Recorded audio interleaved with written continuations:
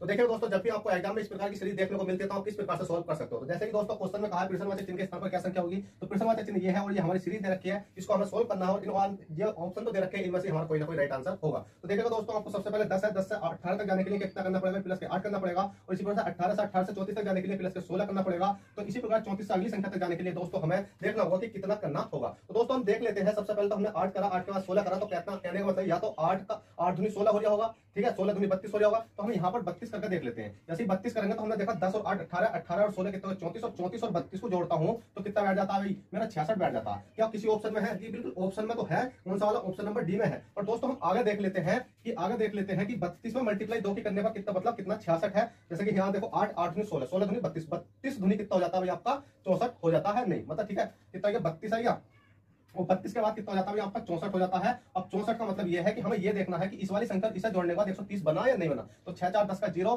और 6 6 12 का 13, तो इसका मतलब हमारा सेटिस्फाई है भाई, बिल्कुल बन गया। बनने का मतलब ये है कि अगर यहाँ से मल्टीप्लाई करूंगा 2 की तो 16 आएगा, 16 में मल्टीप्लाई 2 की करूंगा तो 32 आएगा, और 32 में मल्टीप्लाई 2 करूंगा तो 64 आएगा। इसी प्रकार 64 से अगली मल्टीप्लाई करूंगा तो 64 दूनी कितने हो जाते हैं आपके 128 हो जाते हैं, ठीक है, प्लस के 128। अब 128 का मतलब है, अगर मैं यहाँ पर देखता हूँ कि 130 और 128 को जोड़ूंगा तो हमारा कितना बैठेगा, देखो 8 का 8 हो गया और हमारा कितना हो गया 3 2 5 का 5 हो गया, 1 1 2 हो गया। मतलब कहने का यह है कि हमारा जो क्वेश्चन है बिल्कुल करेक्ट है और हमारा 66 राइट आंसर है। दोस्तों अगर इस प्रकार क्वेश्चन की सीरीज देखनी है तो हमारे चैनल को सब्सक्राइब करें और वीडियो पसंद आई हो तो वीडियो को लाइक करें।